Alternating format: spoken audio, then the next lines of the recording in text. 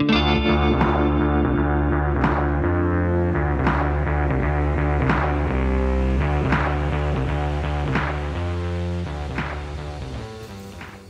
I was scrolling through Facebook and a friend posted a interesting question where someone was asking a wise rabbi, why did God create atheists? And in his explanation, he says that an atheist should be admired because he does good, although he has no sense that there is a higher being, that there is judgment, and that there are ultimate consequences. But it finished with a opinion of the person posting it who interpreted it as saying that when someone is in help or in need of help, we should, rather than praying and saying, I will pray for you, we should become an atheist and help them. And I thought, my God, that is so ignorant and self-aggrandizing. Obviously, an atheist would have posted that in order to validate the life decisions and the beliefs that they have. And so I want to address a couple of things. First of all, this sense of morality that the atheist is practicing by choosing to do good by helping someone. Where did this notion of good come from? If there is no God, then there is no morality. There is no right and wrong. There simply is. If there is no purpose and no meaning other than our own lives, which according to them and evolutionists was simply an accident, to where we die and then it's all over and there's really no meaning other than pursuing self-gratification and desire, where does this idea of morality come from? How is it possible that all cultures, whether they have been educated in Christ's teachings or not, understand that it is better to feed a hungry person than it is to kick them while they are on the street? How is it that we automatically know that when a child cries, it is better to soothe it, to pick it up and give it warmth and kindness and comfort, than it is to dash its brains with our boot? God gives us this morality. God is that law that tells us what is good, what is right, and what is wrong. And so an atheist in itself is a contradiction. Pretending that there is no higher being and yet admitting that there is an order of right and wrong is a contradiction. Because again, where does that sense of right and wrong come from if not from God? Another point I wanted to make. I agree with what the rabbi says, that we should appreciate and admire when atheists decide, through no volition of God's commandments, but through their own sense of decency and humanity, when they do good, when they stoop down to pick someone up who has fallen, when they have fed hungry people and clothed the naked, then absolutely we should celebrate and we should admire them. Not because they were able to do it without restriction or restraint or without any fear of judgment and consequence, but because we are acknowledging that although they claim to be atheistic and non-believers of God, through their good deeds, we understand that they are that much closer to becoming a believer of God. Why does the atheist help a person in need? Is it for the self-aggrandizement, to feed their ego, to make themselves feel good for a moment and to celebrate, I am a good person because I did a good deed, thus worshiping their false idol, their ego? Or because people are around, they do a good deed so that others will look at them as if, wow, this is a good person? And again, only aggrandizing their ego in the to make them feel good in the eyes of other people, to make them seem good, which again is only for their selfish self.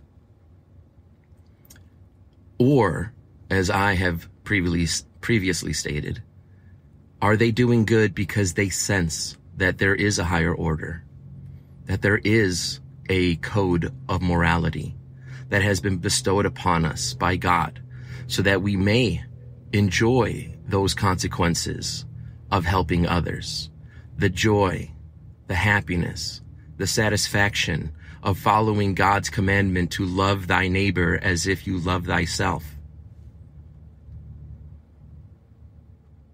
You know, when I read this post, I was very disappointed. And although I did know that my friend is an atheist, although was a practicing Catholic, out of anger, out of spite, out of annoyance, because I didn't want to see any more posts that challenged my beliefs or discredited my beliefs, as if Mother Teresa, when she was in the lepers colony before she passed, as if all she had done was to say, I will pray for you. As if she didn't stoop down into the mire and lived beside them and showed them love and compassion. As if Christ, in order to redeem us, only said, I will pray for you, and didn't put himself through the passion and died in one of the most wicked, savage, painful ways as a sacrifice of himself and of his ego for the redemption and salvation of the rest of us. To say that we should stop being a believer and to actually be an atheist, as if that is all that Christians do, is pray for others and not actually do anything. I bet if you were to take a poll of most places of charitable organizations, I would put money on the fact that most of the people there are wearing a cross like I do on my neck as a symbol of God's love, to be the salt and the light. When Christ asks us of this, to be the salt and the light, he is not telling us to simply pray for our neighbor. No. He's asking us to do something. Which is why in Mass, when we ask for penance, we ask the Lord to forgive us for our words, for our thoughts, for our actions, and our inactions as well. A Christian, perhaps out of reflex, might say, I will pray for you. But when they return home, they will suffer, at least I do, with that wonderful Catholic guilt that I could have and that I should have done more. And if we see that beggar on the street the next day, I doubt that we will simply again repeat that I will pray for you, but that we might have some money for them to buy some food, that we might bring them food. If they are cold, that we might shower them with blankets and coats. See, that for me is what a Catholic is. A Catholic isn't a hypocrite, although sometimes we can be, who simply says, I will pray for you. When they get home, they will feel the crushing shame and the crushing guilt, because we know our Father asks us of more than just our prayers for our neighbors. That we be the light, we be the salt, we be the ones who take action, like Mother Teresa took action, like Christ our Savior took action. Didn't simply spew out vacuous words as if that were enough to be a Christian, to pray for people. And so when I read this post, I am ashamed to admit that I unfriended them, instead of taking it an opportunity to defend my faith, to defend my Lord, to love my friend, atheist or not, in hopes that one day I may be a fisher of men and bring them to the table of my God. And I'm not going to try to friend them now. I think that ship might have sailed.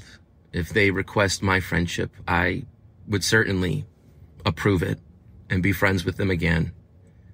And I wish that instead of anger, I had responded with love and kindness and compassion, which is what my Lord has always asked me to do to those, even those that I disagree with, who I perceive as the enemy. we are still to love them. When they are cold, we are still to offer them a blanket. When they are hungry, it would behoove us to make our Lord happy by giving them food. And so I agree with the rabbi that we should admire them because they are that much closer to joining our family and recognizing the joys and the spoils that come from being a good Christian who loves his neighbor as he loves himself. Although I do not agree.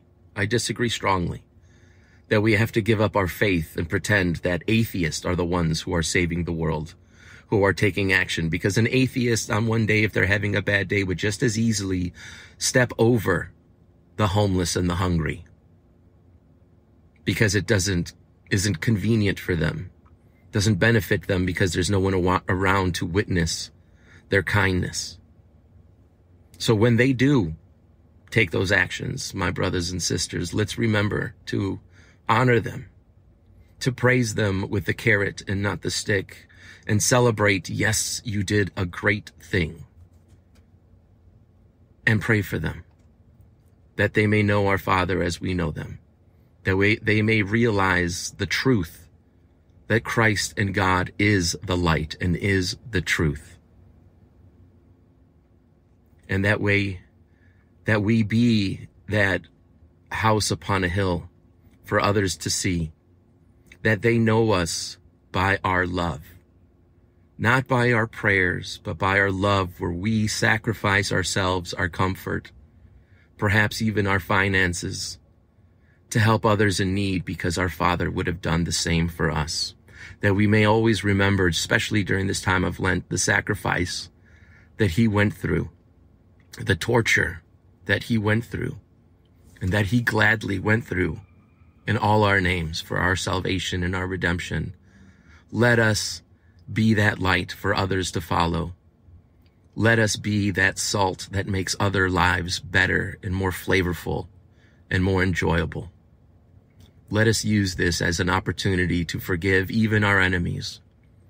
To remember, as I've stated in other podcasts, that it is easy to be angry, but instead to use every opportunity, even those that threaten us, even those that challenge us, as one more opportunity to show love in the darkest of times, so that we may be the fishers of men that the Lord asks us to be.